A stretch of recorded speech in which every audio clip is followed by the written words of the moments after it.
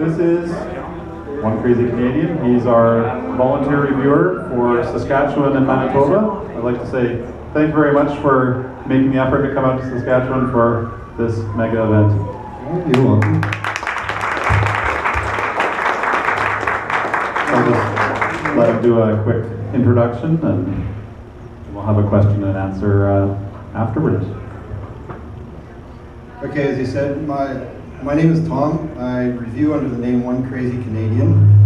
I've been reviewing Manitoba, Saskatchewan for 7 years now.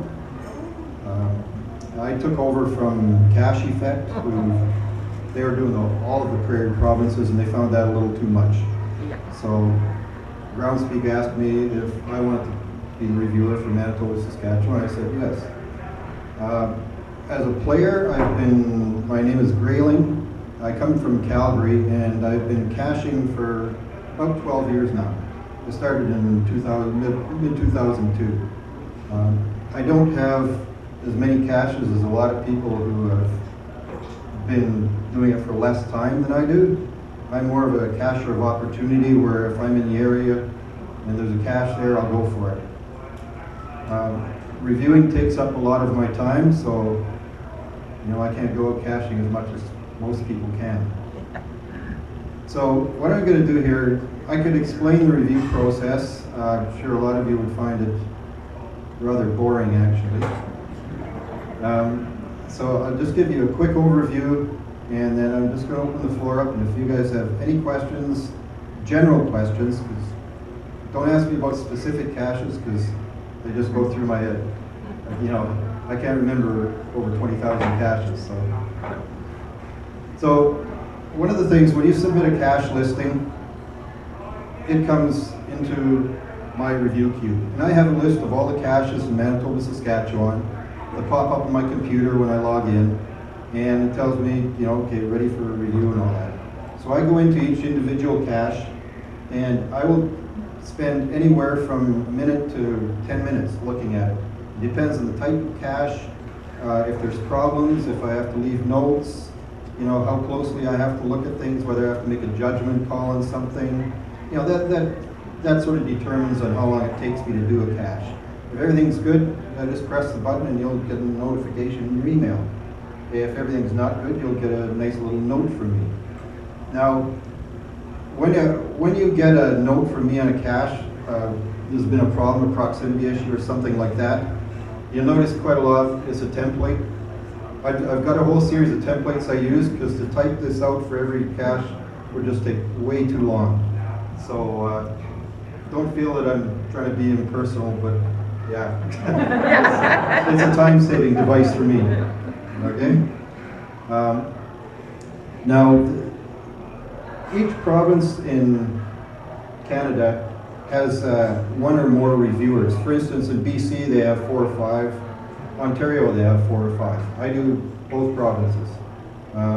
There's a couple, I don't know, how many of you remember Cache Tech, or having something reviewed by Cache Tech? Yeah, they're still going, except they do the Maritimes and the Northwest Territories and Yukon and that. Okay, they used to at one time do all of Canada, except BC. So, and as things grew, of course, they started pawning stuff off on other people. And eventually, if things grow, far enough in Manitoba and Saskatchewan, I may pawn one of the provinces off on someone else. Who knows? So anyways, if any of you have any questions that you want to know about the review process, there are certain things I can't tell you. They don't want us to tell you, but any questions about guidelines, the rules, the process, that, think them up, feel free. I'll answer them to the best of my ability. We'll start here. First one, please. When calving does occur of a territory, say it's time for Manitoba and Saskatchewan to each have their own reviewers, who makes that decision? Do you say to Groundspeak, we need to split this up, or does Groundspeak come to you and say, X amount of caches are being requested in a certain period of time, it's time to cache? No, the decision to split it up would be mine. If I feel that the workload is too much for me, then I would go to them and say, okay, I want some support here. Now that may mean, it could mean splitting the provinces up, like I take Saskatchewan, somebody else takes Manitoba, or they just bring on a second reviewer and I do 1 week, he do next week, that sort of thing. It depends on how there's places where they do it both ways. Like down in the States, or actually in Ontario, one guy does Northern Ontario. You know, they brought him on because they're big load there. So he does all of Northern Ontario. Somebody else does Southern Ontario. Somebody else does Ottawa. You know, they have to split up like that. Other places, they down in the States, for instance, they week by week. This guy takes it 1 week, and the other guy takes it the next week. So it just depends on the workload. You know, some people find it really really time consuming. Well, your life changes too. Oh yes, it definitely cuts into caching time, I can tell you that. Thanks, man. Yep, no problem. So how much time do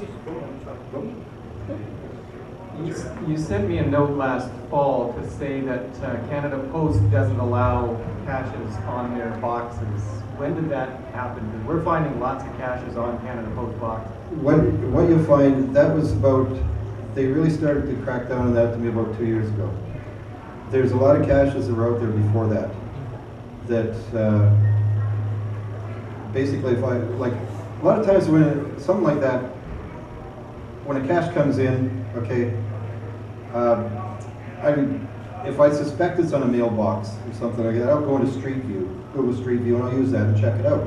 When it's near the mailbox, I'll leave a note, you know, saying, you know, if it's there, please move it in that. Because this was brought about by an incident, or a couple of incidents in Winnipeg a few years ago, where a guy was actually placing them inside the mailbox, you know, drop box. And Canada Post found out about it, and they freaked, and you know. So, but I know there are mailbox caches out there that I don't know about, because especially the older ones, we didn't have quite the tools that we do now. And I mean, as you all can imagine, I can't go out and check every cache individually. So I have to take, you know, what's on the cache page and what I can see. And a lot of times if people don't say anything, then, oh yeah, it looks okay to me. And then, you know, I may get a report or something later. But yeah, it's been mostly in the last 2 years that they've really cracked down, and they've requested that I stay away from mailboxes. Don't put anything in mailboxes. But you are going to find older ones out there. Just say I won't knowingly publish something in a mailbox, okay?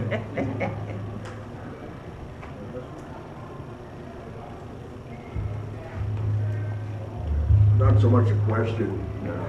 I have Cassie Petters, my reviewer from Lethbridge. My question is, and I think I've asked her, and maybe even asked Groundspeak. I like to send pictures to the reviewer if there's a question. The only problem is I can't do it on the Geocom or Geocache page. Has that been discussed or brought up? In other words, I have to send it to her personal email. One thing you can do in that case, you can upload pictures to the cache page. This is to get it to the reviewer to look at. You can upload the picture to the cache page and just put in the reviewer note, say, you know, see attached picture, and please delete before publication. And we can do that. We'll go in and, you know, delete the picture, you know, before the publication. Okay. But that way, you know, you can attach it there and we can see it.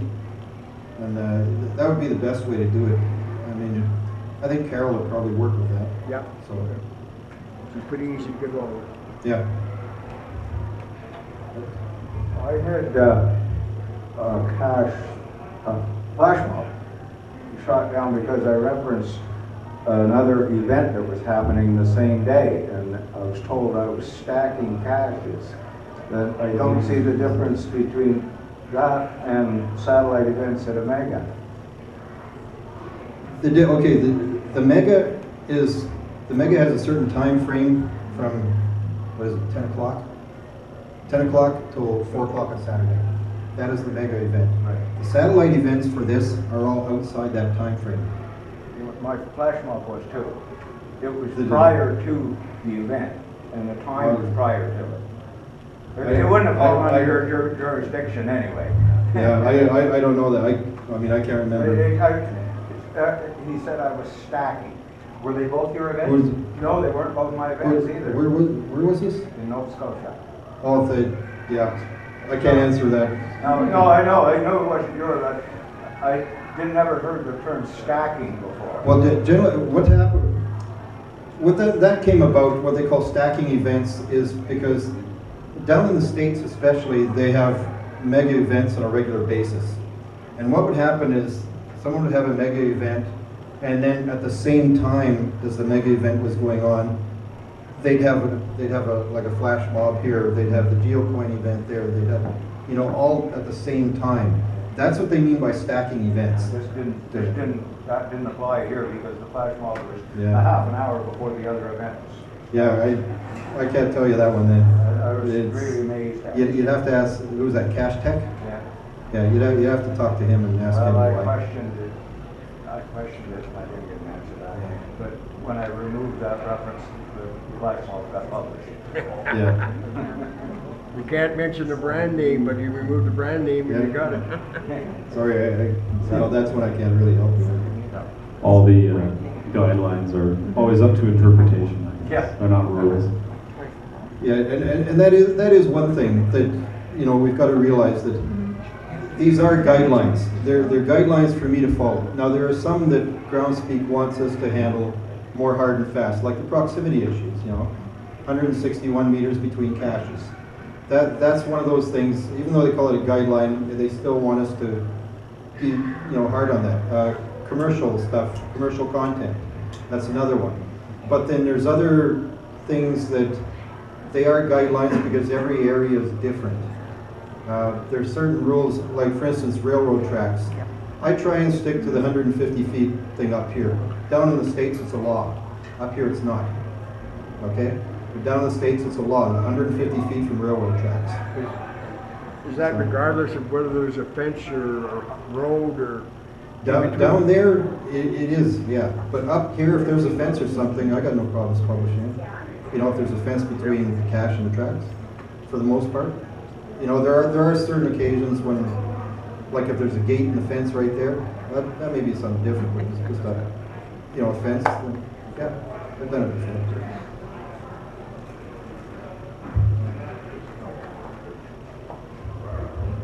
I'm just curious how many caches you'd reviewed in a day or a week or maybe a year, whatever. How many do you do? That totally depends on the season. Yes. In the middle of winter, middle of February, I may see 5 caches in a week. The last week I've gone through 500. It totally depends. Summer is always a busier time. There's always more caches coming out in summer, spring, fall, and that. During the winter, as you all know, Saskatchewan's pretty snowy and that, so most people don't like to venture out too far and put caches in. So, it's pretty easy then. But, when it comes to stuff like that, it's just totally seasonal and events and stuff like that. Tom, I was hiding a cache here the other day, and I wanted to get a location check before I went out and physically put the cache in place. And yet, I put a note on the reviewer note page, and Cache Effect said they didn't get it because I hadn't requested to publish it. And I just wasn't sure how I would get that message to the reviewer before, because I don't want it to publish until I go and hide it, right? Yeah. But I want to find out, is that location okay? You check the box. I have some proximity. Yeah. Now, I don't know how they work the system, but what I recommend, like I get a lot of requests for that sort of thing, can you check these coordinates? What I recommend for anybody that wants a coordinate check is you make up the cache listing, submit it with the coordinates you want, just put a note at the bottom saying, this is just a coordinate check, you know? And I can then look at it and say, yeah, you know, everything looks good here, the coordinates are all good. And then what I'll do is I'll leave you a note saying yes or no or whatever, and I'll disable the cache. And that puts it back in your hands, and then you go and take your time, do whatever you want, and when it's ready, you know, you resubmit it for review with a note saying, yeah, it's ready now. And that's the easiest way for me to do it, and it, you know, it gives you the record of saying, of me saying, yeah, That's right on the okay. cache page. It's, you know, it's good. So. Okay, sometimes the location dictates how I'm going to build a cache container. And I'm wondering now, when we first set up or publish, you enter your name and all the other specs, you get a GC code right off the bat. Mm-hmm. Does that lock us into that little piece of real estate No. in the sense that somebody else can't come by and supersede that location? Oh, well, okay, if that's, if I have, say, 2 or 3 caches submitted in the same area, the person who submits their cache first is going to have the lowest GC code, and they have priority in that area. Okay? The other 2 will be the ones that have to move their cache. Now, in cases like that, you know, there are times when I say, okay, you know, if you submit the cache now and it's almost ready or that, you know, I'll just hold on to it and for a couple of weeks, and that spot will be protected. I can only do that for a short length of time. I can't leave something like that protected for months, because that's just unfair to everybody else. But if you're going to have it ready within a couple of weeks, yeah, okay. You know, but yeah, when it comes to that instance, the person who submits their cache first, they're the ones that are going to have priority. So the lowest GC code. So what's your most favorite and least favorite caches to review? My favorite, well, the easiest ones are it's just a plain traditional cache, and you know, something like on the side of a road or that out in the country. There's unlikely to be proximity issues. Road, you know, it's on the easement of a road. Fairly simple, straightforward. You know, I can look at things and say, yep, this is going to take me a minute. Things like challenge caches, for instance. There's been a lot of debate on challenge caches between Groundspeak and the reviewers, because they like them and we don't. Don't ask me why, but they're big on challenge caches, and when they first came out, the rules, the guidelines that they put out for challenge caches were very vague, and they resulted in a lot of really strange challenges coming in. And over the time, they've revised those guidelines and that towards challenge caches, but we still see these strange ones coming in, and there's so many more little intricacies to the challenge caches that it takes up more time to do that. You know, to go over them and take a look at them and that. Can you explain the lab caches, why and what, and et cetera? Did they go, well, they must go through you, don't they? No? He's not involved in that at all. They didn't Yeah. hear my question. They didn't hear my question. He was asking Why or if why? he can explain lab caches. Lab caches are basically an experiment. The first ones were put out last year in October in Las Vegas for Geocaching Fest. Okay, that was the first instance of lab caches. This is years ago in 2004. How many of you were here in 2004 caching? 1, 2, 3. Okay, you guys remember virtuals? Right. Yeah. Okay. Virtuals were discontinued in 2004, and what Groundspeak did at that time was they created waymarking as a replacement for virtuals. Now, waymarking hasn't really caught on like they figured it would or they thought it would. And so a year and a bit ago, somebody came up with this idea of lab caches, is a type of virtual cache. Because essentially that's what they are, but they're temporary virtuals. Okay? Now, they don't, all lab caches are organized and they're reviewed and that by groundspeak. We don't have anything to do with them, nothing. I know they're out there, I've done a couple, but that's it. I can't really tell you much about them other than at this point in time, they are still an experiment. They're still trying to figure out the best way to implement them and, how to control them and, that sort of stuff. So eventually they're going to come to, a series of set guidelines and they're going to say this is what there are. At present time, they're only allowing them for like mega events or other special occasions. For instance, there's next week in Edmonton, at the TELUS World of Science, they're having the GPS maze. Okay, it's going to be there until June 2015, I believe. They're setting up a series of lab caches for that. And I don't know how long they're going to be available or how many or anything. I just know they're doing something. 10 lab caches, 10 nights from the day starts. What was There you are, that? there's the answer. What was that? It's in the park right behind the Telus World Science. You got everything there? What's Are that? they all there? They're all there, yeah. All within walking distance. That was going to be my next question. Given the controversy about virtuals and the tendency to people want them, do you, in your opinion, think they will ever be reinstated? Not as virtuals, no. And that's too bad. Yeah, it is. I have a good idea for that though. So what's the difference between a virtual and a stage of a multi-cache?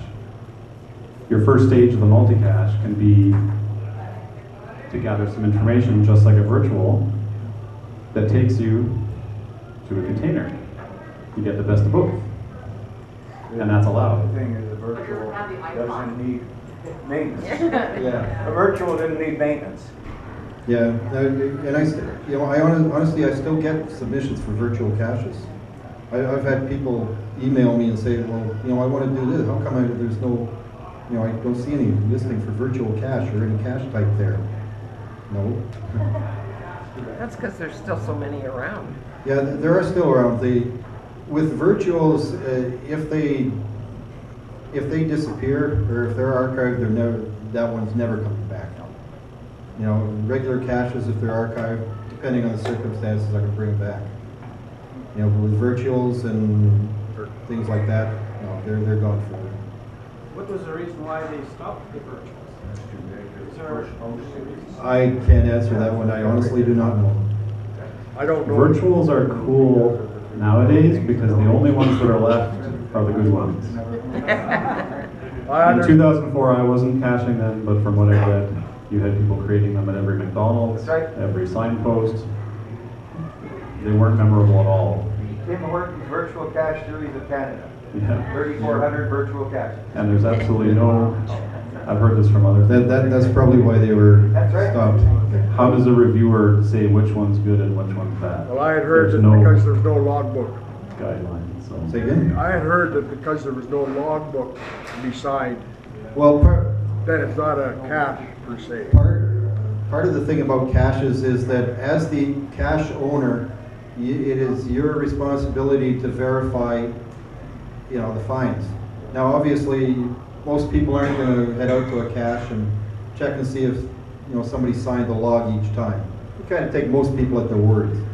But what they were finding with virtuals, especially, was that somebody would put out a virtual cache for the year, and 2 days later, somebody in England or Germany or Australia or something would log the cache. You know for a fact they didn't go there and get that information, So I think a lot of it was they wanted to stop this armchair logging, and the easiest way to do that was just stop virtuals. That's just my guess, though. It's too easy to get stuff on the internet now. So then lab caches are not going to last either then? No, they're trying to make lab caches stay around for a while, but We've got people in Germany that have got them here. Yeah. lab caches. Yeah. Yeah, I was involved in the setup of the lab caches here, and it's interesting because there's about 4 of the 10 that have about 5 times as many logs as the rest, because even though you need to put in a keyword and it has to match what you've entered, some of them have been able to figure out with some basic research what the word is, so we didn't make it tough enough. Yeah, so one guy contacted me, he's got 45 lab caches from Germany. And then how do you get Uh, it? the- You know, yeah, he's the- not here, so. Yeah, a lot of that is how you set it up. For instance, the ones in Vegas, I saw they use QR codes. You can't, You can't go to Google Earth and look at the. yeah, you the sign can't and Google a the QR thing. code. Yeah. You gotta be there. Or they use a code word that's not directly related to the thing, you know, something like that. It's easy to get Yeah, around. like the horse in town here, or the Yeah. cardboard recycling. It depends on how you set them up, and they would prefer that you set them up such that they can't be Googled. You know, that's the idea. That would make sense. Yeah, if we had known that before we set it up, I would have done it a bit differently, but everything's free for all right now, as far as I know. Anybody else back there got questions, or? Oh, I've got Ryan? one question. yeah, up the back next, okay? Go ahead. There's a new thing now called intercaches, Yep. which is very similar to the lab caches. And it's Mhm. easy for, does that go through the reviewers as well? So if somebody sets up an intercache, it goes through geocaching.com or something? Yeah, I know almost nothing about those things. We've been told, I just looked we've been told briefly nothing there. about them. Yeah, I can't answer that one. Like I said, we've been told nothing about them. We don't review them. We don't. Good to know. Hi, I've been seeing a lot of blogs where people are coming up and they're logging caches without signing the logbook. They're saying, oh, I forgot my pen, or, you know, I lost my pen, so and they were looking to find, but they didn't sign the logbook. Now, I believe geocaching.com says you must sign the logbook to log a find. Is that correct? I believe in the guidelines it says you got to sign the log. Okay, so And- should we do anything if we see people that are logging fines on caches? That's a personal pet peeve. that's totally up to you. As the cache owner, you have the right to delete any logs that, you know, any fake logs, and you can look at it as someone who didn't sign the logbook as a fake log. You know, so you have the right to delete those logs, and I know people who actually do it. You know, there's at least one guy in Calgary that I know of that he will go around and check his logbooks, and if you've got a log and you haven't signed it, you know, you haven't physically signed it, goodbye. You know, there goes your fine. A lot of people are nervous to delete logs because they feel that geocacher may take revenge on their caches. That is the overriding problem with that, yes, because there are people out there who are very fussy about stuff like that. Their numbers and their fines, and they start a flame war. What can you do? But if you don't have a pen, you can take a photograph. Lots of ways. There's other ways to do it. And any cache owner can allow anybody to log a cache, whether they take a photograph or a pen. It's their cache, they're the one granting permission. Yep. No, but if you're keen on, Right, absolutely. that's something you can, the way you Yeah. can do it. But if my best friend didn't have a pen and didn't have a camera and said he found my cache, and he said it was really neat because it was here, and he described the area that it was in to me, that's perfect. Well, and you see, this is the part where it's up to the individual owners. Everybody plays the game differently. I mean, no two of us have exactly the same goals or exactly the same outlook on geocaching when we go out there and find a cache, you know, or when we place a cache or that. So everybody plays it differently, and it just depends on the cache owner. There's an old statement, who's he cheating but himself? Yeah. No, there you are. Foot wedge. Tom, we've just had an experience in our town where some cachers have been placing money in the caches. Yeah. And is this legal or what? You know, like they don't get the cache owner's permission. Is this not kind of a commercial thing? What are your thoughts on that? That's a really tough one, because there's in the guidelines there's really nothing against it. I don't like the idea, because that just creates a sort of mentality where people are going to be looking strictly for these caches with the money in them. I mean, lots of people put, say, a $5 bill as a first to find, or you know, something like that. But I don't know how many or how much money this is that you're talking about. Several hundred? Where's that cat? We're gone. Stampede! Well, actually, believe it or not, anybody here from BC? Yeah. Do you guys remember that crew, 20 years or 10 years ago or something? Some of the stuff that they had in caches, brand new GPSs, $1,000. Whoa. I bet that was a good hike to get there. Mind you. Yeah, they made the cache, they'd start out at the equator or something and they'd give you a bearing and this distance that was like that many decimal places. And, so they were not easy caches to find, but no. I think somebody calculated that they had spent over $50,000. And did anybody ever, who are these guys? Did anybody ever know who they were? They went broke. Yeah. Well, yeah, I know.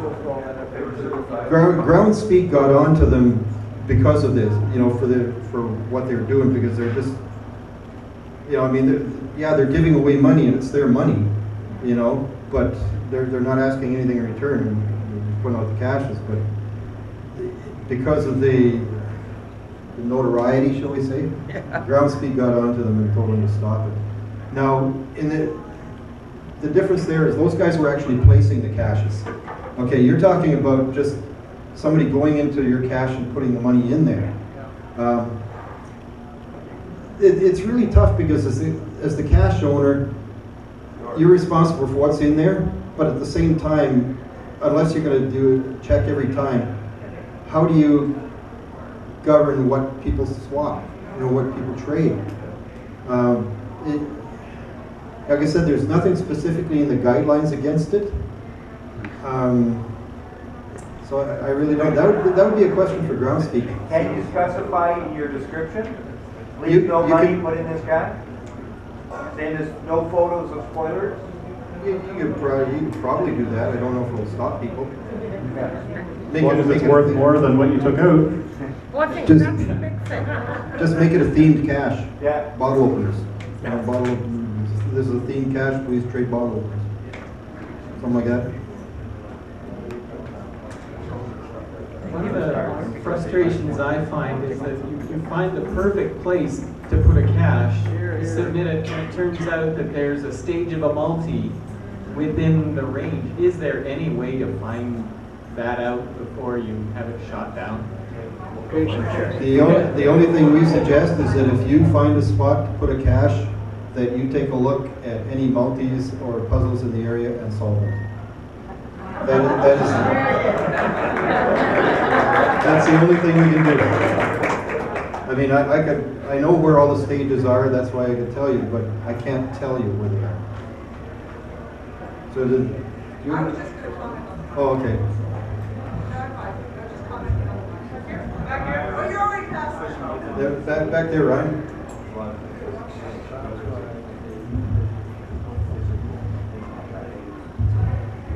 Thank you. I'm just a bit late here. Could you discuss on land manager permissions versus public property, and inversely things like LPC caches at Walmarts, which obviously there is no permission probably given? As reviewers, we work under what they call the assumed permission. Basically, we assume that you have permission to place the cache where you're going to place it.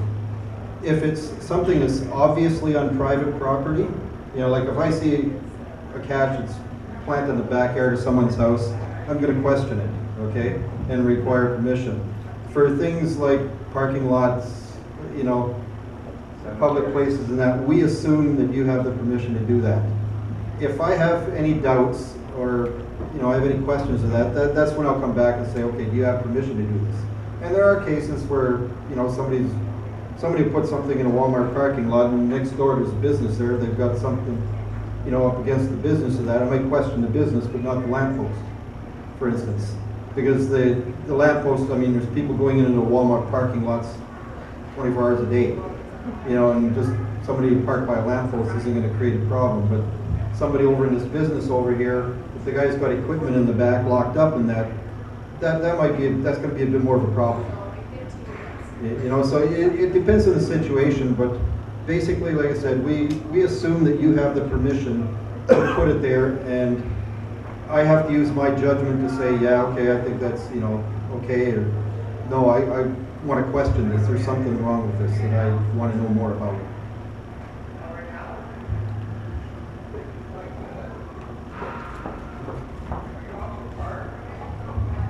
Hey there. I was just wondering, I've seen some caches that are put on electrical boxes, and while the electrical box is probably closed, is it up to the person placing the cache to ensure that it's safe? Because I'm pretty sure if somebody like SaskPower saw it, it would be removed. I was just wondering how you go about weighing something, and the cache was called "Don't Get Shocked."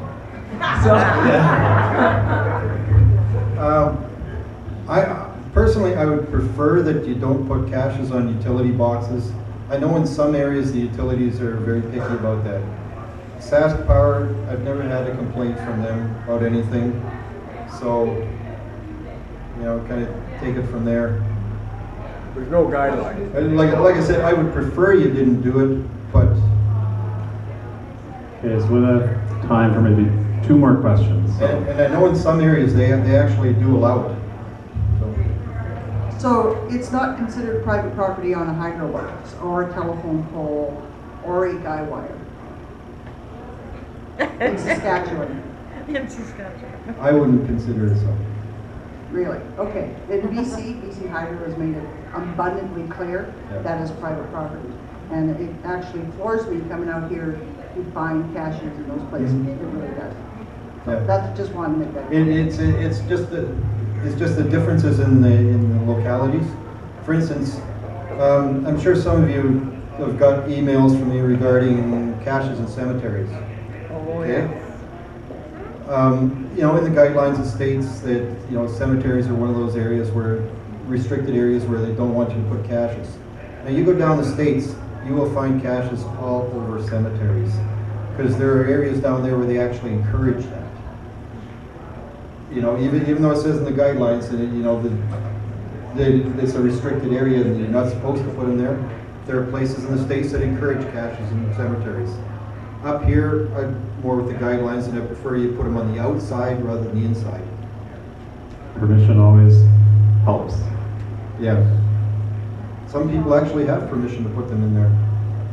You know, if you can get the permission from whoever runs the cemetery. Okay? Yeah. One more question? Now, or I have one. Oh. Actually, someone asked earlier how much time I spend reviewing. How many of you here have an extra 20 to 25 hours a week? What, are you asking for somebody to take your job over? No. That's during the summer, and during the summer average week, I spend about 20 to 25 hours. Now that includes not only reviewing the caches, but answering emails, going over archived and change coordinates, stuff like that. So reviewing it, for those of you who you know, thought you might want to become a reviewer, be prepared to give up a lot of time, because it is a lot of time.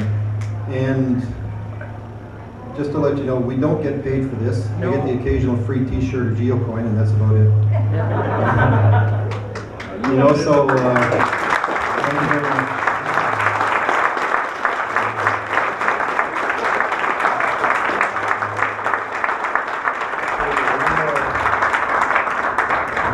We got time left. Do you see maintenance requests and archives? Archives, I get, anytime someone changes the coordinates or puts a needs archive note, I will get that. I don't get disabled, you know, somebody disables it or puts a need maintenance. So is there really any sense in putting the maintenance? The needs maintenance log is not for me, it's for the cache owner. Yeah, the owner gets Okay, it's a way to get them to, you know, realize, okay, you've got to do something about this. There's a problem here. You know, what happens then is if they don't do anything about it, then somebody sticks a needs archive, and that I get, and then I can take action on it. You know, that's when they'll get a note from me saying, okay, you got 2 weeks to straighten this up. You know, if it's not done in 2 weeks, or you haven't given me a good reason why it's not done, I'm archiving it. You know, but it needs maintenance, no, that's for the cache owner. It's like a little nudge to them saying, you know, you got to do maintenance on your cache. Because you know, under the guidelines, they say they give you a reasonable amount of time. And if you look a little further, it says something about you're not supposed to have a cache disabled for more than 4 weeks, or it's subject to archival. Now that is whether I archive it after 4 weeks, so that's something totally up to me. I mean, there's caches out there that, for one reason or another, I'd let go for months because construction. Construction's a big one. You know, or something like that, or you know, it's the middle of winter and the thing's out in the lake way that, you know, in northern Saskatchewan. The guy, you know, they're not going to be able to get out there. I don't care about that as long as they can take care of it in the spring. You know, back in the spring, or when the construction's finished, or you know, stuff like this. That's when I'll leave a cache disabled for a length of time. But under normal conditions, when you receive a needs maintenance log, you're expected to go out there, you know, within a reasonable length of time, 2 to 4 weeks, and take care of that. You know, that's the expectation. Whether it happens or not, until I get a needs archive log, it's just a need maintenance thing.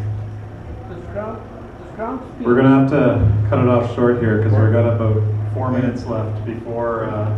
Yeah, one more question. Last question. Yeah. Does Groundspeak seek you out, or do you approach them for wanting to be reviewed? Groundspeak seeks us out. If it came to the point where I wanted to split up the provinces or take someone else on to help me, I might suggest a name or somebody, but that doesn't mean that that's who it's going to be. They're the ones that end up picking the people, and that's and they have their list of criteria as to what would make who would make a good reviewer. You read your forum post. Yes, actually they do. Yes. Thank you very much, Tom. Great to have you here.